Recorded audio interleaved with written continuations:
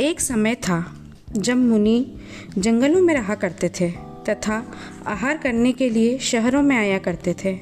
धीरे धीरे द्रव्य क्षेत्र काल भाव के परिवर्तन एवं सनहान में हीनता आने से मुनिराज वनों से उपवनों में आ गए और धीरे धीरे जैन मंदिर एवं संत निवासों में भी रहने लगे। एक बार मुनि आहारचर्या के बाद शमशान की ओर ध्यान साधना के लिए जा रहे थे तो श्रावक भी बैंड बाजे के साथ उन्हें छोड़ने के लिए शमशान तक साथ आ गए। महाराज जी आत्म साधना के लिए वहां रुक गए तथा श्रावक अपने अपने घर वापस चले गए। शमशान में बैंड बाजे की आवाज़ सुनकर एक सियार ने अनुमान लगाया कि यहाँ कोई शव को लेकर आए होंगे। तब वह उस सियार ने सोचा आज का भोजन अच्छी तरह से हो जाएगा। यह सोचते सोचते सियार पहुंचा तो उसने देखा यहाँ तो कोई शव नहीं है, किंतु यहाँ एक मुनिराज अवश्य विराजमान है। मुनिराज ने सियार को देखा और अवधि ज्ञान से जाना यह सियार निकट भव्य है, अर्थात कुछ ही भव में मोक्ष जाने वाला है। यह जानकर मुनिराज ने उसे उपदेश दिया कि तुम अपने पाप के फल से यह सियार की पर्यायी पाई है, अब भी कुछ नहीं बिगड़ा। तुम पाप कर्म छोड़ दो और धर्म की शरण में आ जाओ। कम से कम एक व्रत अवश्य धारण कर लो कि मैं रात्रि में भोजन नहीं करूँगा। मुनिराज के उपदेश से प्रभावित हो सियार ने आजीवन के लिए रात्रि में चारों प्रकार के आहार का त्याग कर दिया। कुछ दिन बाद सियार की परीक्षा की घड़ी आ गई, क्योंकि नियम से परीक्षा होती है। एक दिन जंगल में विचरण करते समय सियार को बहुत जोर की प्यास लगी। वह पानी की तलाश में निकला, पर उसे कहीं पानी नहीं मिला। वह आगे बढ़ता गया तो उसे एक बावड़ी दिखी। वह नीचे उतरा तो वहाँ अंधकार दिखा।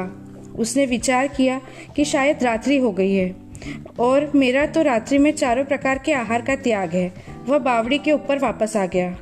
ऊपर आकर देखा, अरे यहाँ तो रोशनी है, दिन का प्रकाश है। फिर वह बावड़ी में नीचे गया, वहाँ देखा कि अंधकार है। फिर विचार रात्रि में समझ बिना पानी पिए वह वापस ऊपर आ गया। इस प्रकार अनेक बार नीचे ऊपर आने में इतना कमज़ोर हो गया कि उसका मरण हो गया, किंतु अपने व्रत पर अटल रहा और उन मुनिराज का ध्यान करता रहा, जिससे निर्मल परिणामों से प्राण छूट गए। वह सेठ धनमित्र के यहाँ पुत्र हुआ। दिखने में वह बहुत सुंदर, भाग्यवान और चरम शरीरी भी था, जिसको देखकर सबको प्रीति होती थी। इसलिए उसका नाम प्रीतिकर रखा गया। प्रीतिकर कुछ ही समय में पढ़ लिखकर विद्वान बन गया। अब वह सबके दुख में सहानुभूति रखने लगा। धन की कमी न होते हुए भी उसने यह विचार किया कि जब तक स्वयं धन न कमा लूँगा, विवाह नहीं करूँगा। धन कमाने के लिए विदेश गया। कुछ ही समय में बहुत धन कमाकर लाया। राजा ने भी खूब आदर सत्कार किया और अपनी पुत्री का विवाह उसके साथ कर दिया। आधा राज्य भी उसके लिए दे दिया। इतना सब होते हुए भी वह जिनेंद्र देव की नित्य प्रति पूजन करता, सत्पात्रों को दान देता, परोपकार में लगा रहता। एक बार चारण रिद्धिधारी मुनि के दर्शनार्थ में गया। उसने धर्मोपदेश सुना। धर्मोपदेश के प्रभाव से संसार, शरीर और भोगों से विरक्ति होकर भगवान महावीर के समसरण में जाकर जैन दीक्षा ग्रहण कर ली।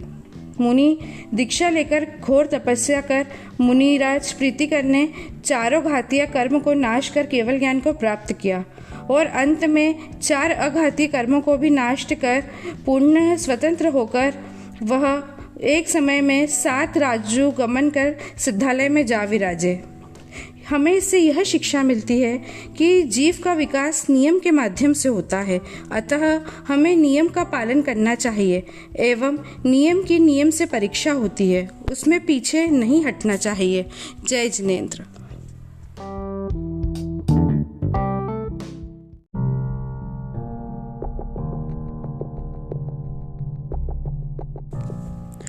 मैंने अभी इंस्टाग्राम पे एक वीडियो देखा जिसमें था कि एक आदमी अपने बॉस से झूठ बोलकर श्रद्धा कपूर का कोई इवेंट अटेंड करने के लिए आया है और वो पब्लिकली श्रद्धा कपूर को बोल रहा है कि मैंने अपने बॉस से झूठ बोला क्योंकि मुझे आपका इवेंट अटेंड करना था। ये बात बहुत ही सोचने लायक है। क्या सेलिब्रिटीज़ सही में हमारी लाइफ में इतने ज़्यादा इम्पॉर्टेंट है, या हम उन्हें अपना इतना ज़्यादा रोल मॉडल मानते हैं कि उनके लिए हम अपनी वर्क प्लेस पे भी झूठ बोलने के लिए तैयार हैं। आज हर वर्ग का यही हाल है। हर कोई सेलिब्रिटीज़ से मिलने के लिए झूठ बोलता है या सेलिब्रिटीज़ की लाइफस्टाइल फॉलो करना चाहता है। उनको लगता है कि जो सेलिब्रिटीज़ कर रहे हैं वो सही है, वो उनके सही में रोल मॉडल है। कभी किसी ने ये चीज़ सोची कि वो कितने एरोगेंट होते हैं, कितने बदतमीज़। आप करीना कपूर को देख लीजिए, आप करिश्मा कपूर को देख लीजिए, शाहरुख खान को देख लीजिए, ये लोग कितने एरोगेंट हैं। ये किसी नॉर्मल इंसान के टच हो जाने पे अपनी स्किन इस तरीके से साफ़ करते हैं जैसे उनके शरीर पे कोई गंदगी लग गई हो। क्या वाकई में हम अपने आने वाली पीढ़ी को यही सब दिखाना चाहते हैं? ये बहुत ही ज़्यादा गलत बिहेवियर है। ऐसे आप कितनी सेलिब्रिटीज़ को देख लीजिए जो अपनी लाइफ के लिए बहुत ज़्यादा इरिस्पॉन्सिबल है, जो ड्रग्स करते हैं, शराब पीते हैं। वो एक पल के लिए भी ये नहीं सोचते हैं कि आज उनको लाखों करोड़ों लोग फॉलो कर रहे हैं और उन्हीं के जैसे बनने की सोच रहे हैं। हम कभी ये क्यों नहीं सोचते कि हमें इंडियन आर्मी के किसी कैप्टन के जैसा बनना है या हमें कुछ बड़ा करना है? आज मैक्सिमम यूथ सिर्फ और सिर्फ सेलिब्रिटीज़ जैसी लाइफस्टाइल चाहता है। क्या ये वाकई में सही है? ये बहुत बड़ा हमारे आने वाले फ्यूचर के लिए सोचने के जैसी बात है कि हमारा भविष्य किस ओर जा रहा है। हमारे अंदर की जो मनुष्यता है वो ख़त्म होने की कगार पे आ रही है। ये अगर इसी तरीके से सब चलता रहा तो एक दिन लोगों के मन में ह्यूमैनिटी ख़त्म हो जाएगी।